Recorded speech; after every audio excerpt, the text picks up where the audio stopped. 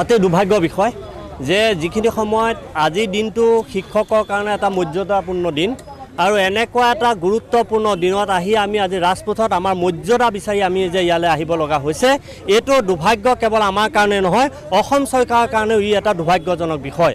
আৰু আমি আসলতে এনেকুৱা এটা পৰিৱেশ সৃষ্টি কৰিব বিচৰা নাই কিন্তু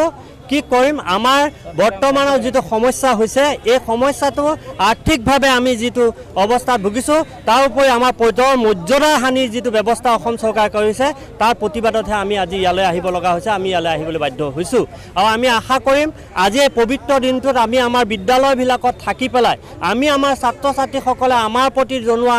সন্মান আমাৰ প্ৰতি জনোৱা মৰমৰ যেটো আকোৱালি ল'বৰ পৰা আমাৰ এই পৰিৱেশটোৰ পৰা যে আমি আতহি আহি পেলাই আজি এই ৰাজপথত এনেধৰণে আমি থাকিব লগা হৈছে তাৰ কাৰণে দুৰ্ভাগ্য কেৱল আমাৰ কাৰণে নহয় অসম চৰকাৰৰ কাৰণে আজি দিনটোৰ কাৰণে এটা দুৰ্ভাগ্যজনক বিষয় বুলি মই ক'ম যেহেতু আমি শিক্ষক আমি কোনো টিউটৰ নহয় আমি শিক্ষকতা আমাৰ যোগ্যতা আছে এতিয়া অসম চৰকাৰে আমাৰ যোগ্যতাখিনিক স্বীকৃতি দিব বিচৰা নাই আমাৰ যোগ্যতা আছে টিচাৰ আমি 25-30 বছৰ আমি সেই বিদ্যালয়বিলাকত আমি চাকৰি কৰিছো তাৰ পিছত আমি 25-30 বছৰ চাকৰি কৰাৰ ভিতৰত আমাৰ অভিজ্ঞতাৰ ভিত্তিত আমাক আহি পেলাই আজি এনেধৰণে টিউটৰ সজাইছে কিন্তু আমি টিউটৰৰ যোগ্য নহয় আমি টিচাৰৰ যোগ্য কিন্তু আমাক চৰকাৰে এপইণ্টমেণ্ট দিয়া সময়ত ক'লে এটা কথা এপইণ্টমেণ্টৰ পিছত ক'লে এটা কথা এপইণ্টমেণ্ট দিয়া সময়ত কৈছিল যে আপোনালোকে এটা টেকৰ ভিতৰত সোমাই লওক আপোনালোকে আজি এপইণ্টমেণ্ট লেটাৰখন পাওঁতে আপোনালোকে হয়তো মনত দুখ পাব কিন্তু আপোনালোকে চিন্তা কৰিব নালাগে 2-3 মাহৰ ভিতৰত আপোনালোকক এটা পোৰ্টেল খোলা হ'ব সেই পোৰ্টেলত আপোনালোকৰ ডকুমেণ্টছখিনি ছাবমিট কৰিব লগে লগে 3 মাহৰ পিছত আপোনালোকক টিউটৰৰ পৰা টিচাৰলৈ আপগ্ৰেডেশ্যন কৰা হ'ব কিন্তু ফুটুকা ফেন মিছা কথা প্ৰলোভত কথা এইবিলাক কথা কৈ পেলাই আমাক ব্যতিব্যস্ত কৰিলে এতিয়া আপোনালোকৰ আগত আমি ক'ব পাৰিম যে আমি সেইখিনি সময়ত প্ৰতিবাদ কিয় নকৰিলোঁ সেইখিনি সময়ত আমি এটা কাৰণে প্ৰতিবাদ নকৰিলোঁ বৃহৎ মেলা পাতি পেলাই এপইণ্টমেণ্ট লেটাৰ আছে 15,000 মানুহক একেলগে আনিছিল সেইখিনি সময়ত শিক্ষামন্ত্ৰী বৰ্তমানৰ মুখ্যমন্ত্ৰী ডাঙৰীয়া আস্ফালন কৰি পেলাই এপইণ্টমেণ্ট লেটাৰ দিছে গোটেই অসমত এটা মানে বিৰাট ডাঙৰ এটা সমস্যা আছে হেৰি কৰি পেলাই আপোনাৰ এপইণ্টমেণ্ট লেটাৰ দিলে দিয়াৰ পিছত কিন্তু তেখেতে তেতিয়া কোৱা কথাটোৰ মাজত বৰ্তমানৰ কথাটো দিন ৰাতি পাৰ্থক্য কৰি পেলালে সেইখিনি সময়ত কৈছিল যে আপোনালোকে টেকত সোমাই লওক 3 মাহৰ পিছত এপইণ্টমেণ্ট দিয়া হ'ব ফুল টিচাৰ কৰা হ'ব এতিয়া বৰ্তমান আনি পেলাই তেওঁলোকে কথাখিনি কি কৰিলে আমাৰ ওপৰত জাপি দিলে টেট আপোনালোকক টেট লাগিব আমি 25-30 বছৰ বিদ্যালয়ত চাকৰি কৰাৰ পিছত আমাক আপোনাৰ নিযুক্তি প্ৰদান কৰিছে আমি সেই নিযুক্তি প্ৰদান কৰাৰ পিছত 25 বছৰ অভিজ্ঞতা থকা মানুহখিনিক টিক মাৰ্ক দি পেলাই 100-150 নম্বৰ পোৱা টেটৰ প্ৰাসংগিকতাটো আনাটো কিবা যুক্তি আছে নেকি কিবা যুক্তিসংগত কথা নেকি গতিকে আপোনালোকৰ জৰিয়তে আমি অনুৰোধ জনাম অসম চৰকাৰক বৰ্তমান আমাৰ ওপৰত জাপি দিয়া এই টেটৰ এই অপ্ৰাসংগিক কথাটো অতৰাই ৰখাই পেলাই আমাক শিক্ষকৰ মৰ্যাদা দিয়ক আজি এই পবিত্ৰ দিনটোতে আমি তেখেতসকলক অনুৰোধ জনাম যাতে শিক্ষকৰ মৰ্যাদা দিবৰ কাৰণে যিহেতু যোৰহাটত গৈ পেলাই শিক্ষকৰ সভা পাতি পেলাই যি গামোচা দি পেলাই আদৰি অসম চৰকাৰে বৃহৎ মানে মেলা পাতিছে সেই যোগ্যতাখিনি আমাকো যাতে দি পেলাই আমাৰ কামখিনি কৰে তাৰ কাৰণে আমি অসম চৰকাৰক অনুৰোধ জনাম স্কেল পে আমাক এতিয়া কৈছে যে আমাকতো কোৰ্টে অলৰেডি ৰায় দিছে যে এইসকলক স্কেল পে দিব লাগে স্কেল পে দিবৰ কাৰণে অলৰেডি হাইকোৰ্টৰ পৰা এটা অৰ্ডাৰো আহিছে কিন্তু অসম চৰকাৰে সেইটোৰ ওপৰত ৰিভিউ পিটিশ্যন দিলে যে দি পেলাই তেওঁলোকে এটা ভুল ব্যাখ্যা কৰিছে ভুল ব্যাখ্যা কৰি পেলাই কোৰ্টত এটা ছাবমিট কৰিছে যে এওঁলোক প্ৰকৃততে শিক্ষক নহয় কি এওঁলোক বোলে হেল্পাৰ এওঁলোক বোলে কোনোবা শিক্ষকক সহায় কৰা মানুহ এওঁলোকৰ কোনো একো নাই কিন্তু আমি যদি প্ৰকৃততে হেল্পাৰ আমাৰ মাজত থকা বিদ্যালয়বিলাক চেল বেছ বিদ্যালয় হৈ পেলাই বৰ্তমান অৱস্থাত আমাৰ সেই বিদ্যালয়বিলাকে বিভিন্ন আন্তঃগাঁথনি শিক্ষাৰ বিভিন্ন গুণোৎসৱৰ পৰা আৰম্ভ কৰি সকলোখিনি কাম কৰি আছে ইলেকশ্যন ডিউটিলৈকে কৰি আছে প্ৰিজাইডিং অফিচাৰ কৰি আছে বিএলও কৰি আছে যদি আমি যোগ্যতাহীন আমি যদি টিউটৰ আমাৰ যদি একো ব্যৱস্থাই নাইকিয়া তেতিয়াহ'লে আমাক এই কামবিলাক কিয় কৰাইছে আমাক কাম কৰিবলৈ দিওঁতে টিচাৰ পইচাটো বিচাৰিলে আমি টিউটৰ কাম কৰাৰ সময়ত আমাক কয় টিচাৰ তোমালোকে কৰিবই লাগিব যেতিয়া কামটো কৰি শেষ হয় তাৰপিছত কয় তোমালোক টিউটৰ তোমালোকে ইয়াত পইচা নোপোৱা স্কেল পে আমি এই কথাটো কওঁতে আমি মাননীয় মুখ্য শিক্ষামন্ত্ৰী ডাঙৰীয়াক কৈছিলোঁ যে এইটো কি ভুল ব্যাখ্যা দিছে আমি প্ৰয়োজন হ'লে সুপ্ৰিম কোৰ্টলৈ আমি হৈ লৈ যাম তেতিয়া আমাক সেই মুহূৰ্তত শিক্ষামন্ত্ৰী ডাঙৰীয়াই কৈছে যে আপোনালোকে সুপ্ৰিম কোৰ্ট যাব, আমিও সুপ্ৰিম কোৰ্ট যাম। তাৰমানে আমাৰ লগত চৰকাৰে এনেকুৱা যে তোমালোক যলৈ দৌৰিবা আমিও তলৈকে দিম, তথাপিও তোমালোকক নিদিওঁ। এইটো অপ্ৰাসংগিক কথা কিছুমান লৈ পেলাই চৰকাৰখন দৌৰি আছে। গতিকে আমি এইবিলাক কথালৈ যোৱা নাই। বৰ্তমানৰ মুখ্যমন্ত্ৰী ডাঙৰীয়াক আমি এটা বিশেষভাৱে অনুৰোধ জনাম যে তেখেতে অসমত বলিষ্ঠ পদক্ষেপ লৈ পেলাই বিভিন্ন আঁচনি দি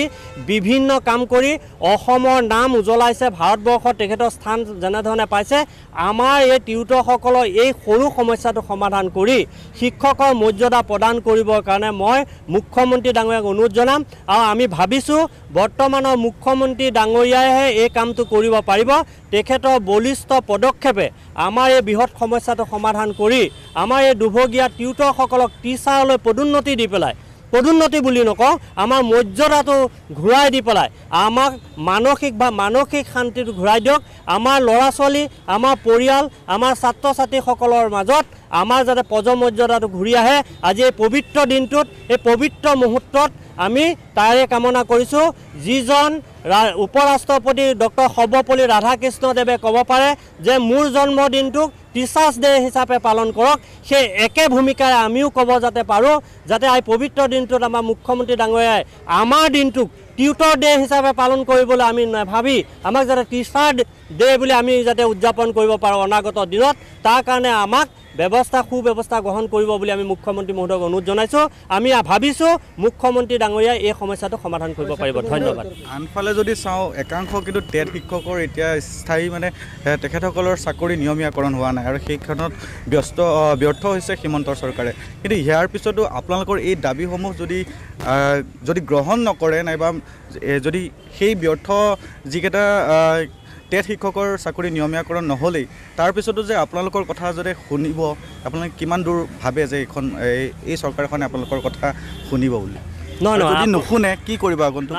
আমি এতিয়া আমাৰ যিটো তেখেতসকলে যিটো পৰিকল্পনা কৰিছে যে টেট চাৰ্টিফিকেটখন অৰ্জন কৰা 223 জন আছে অসমত, এই 223 জন মানুহক তেখেতসকলে দি পেলাই যিটো বাহবা ল'ব বিচাৰিছে, আচলতে তেখেতে আমাৰ শিক্ষকৰ মাজত ভাগ কৰা ই এটা আঁচনি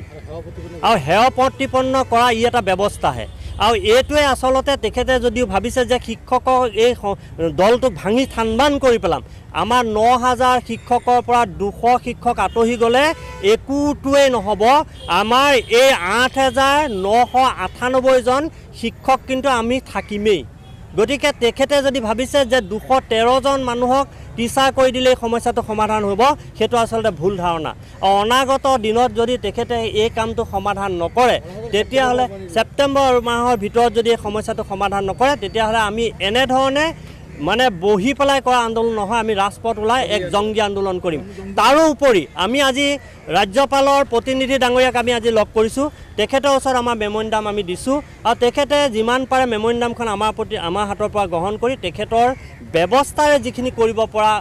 সুবিধা আছে গোটেইখিনি কৰিম বুলি আমাক আশ্বাস প্ৰদান কৰিছে। আমি আশা কৰোঁ তেখেতে ৰাজ্যপালৰ লগত আলোচনা কৰি বিষয়টো সমাধান কৰিবৰ কাৰণে চেষ্টা কৰিব। আৰু অনাগত 2-3 মাহৰ ভিতৰত যদি আমাৰ এই সমস্যাটো একো সমাধান নহয়, তেতিয়াহ'লে আমি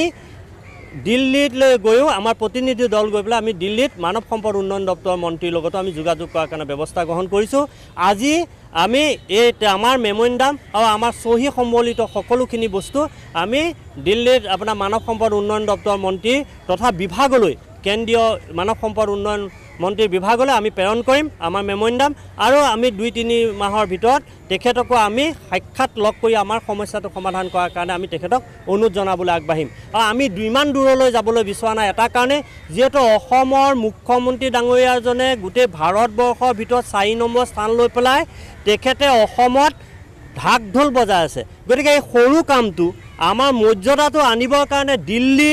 মানৱ সম্পদ উন্নয়ন দপ্তৰৰ মন্ত্ৰীৰ ওচৰত গৈ পেলাই আমি তেখেতক সেৱা কৰিব বিচৰা নাই। গতিকে আমি আশা কৰিম তেখেতৰ সন্মানটো অটুট থাকক, আমিও অসমত তেখেতৰ স্থান থাকক বুলি আমি আশা কৰিম। আমাৰ এই সৰু সমস্যাটো লৈ পেলাই আমি দিল্লী যোৱাৰ কাৰণে তেখেতে আমাক